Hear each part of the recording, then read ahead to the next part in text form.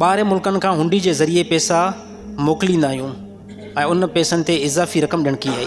सभ खां पहिरियां इन ॻाल्हि खे सम्झो त हुंडी जो जेको पैसो आहे न उहो मुल्की ऐं बैनुल अक़वामी क़वानीन खां ख़िलाफ़ु आहे। बाक़ी जेको हुंडी जे ज़रिए सां असां पैसो मोकिलियूं था, छा इहो पैसो ठीकु आहे या न आहे?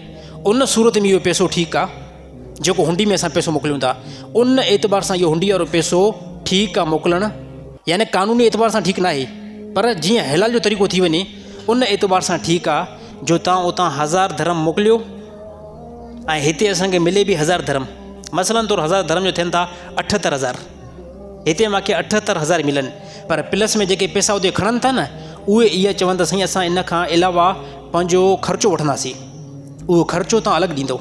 मसलन तौरु पोइ तव्हां उन 1000 मोकिलण ते 1000 त तव्हां उनखे ॾेई छॾियो, हाणे इन 1000 ते 78000 पाकिस्तान में मिलंदा असांखे।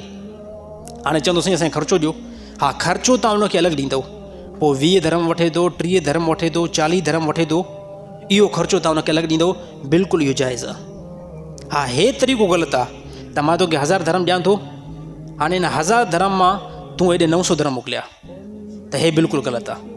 छाजे करे जेकी रक़म तोखे मिले थी उहा ई रक़म तूं पाकिस्तान मोकिल ऐं पंहिंजी उजरत अलॻि वठि। त साईं मुजीब रहमान मां तुंहिंजा पैसा त मोकिलियां थो 1000 धर्म, पर प्लस में मां तोखां 50 धर्म या 30 धर्म अलॻि जेको रक़म वठंदुमि। छाजे करे त यकीन तौर ते बैंक में उहे मोकिलींदा कंहिं बि ज़रिए सां मोकिलींदा त उन्हनि जो बि ख़र्चो थींदो, इहो तरीक़ो ठीकु आहे। बाक़ी इन खां अलावा जेको तरीक़ो आहे उहो ठीकु न आहे।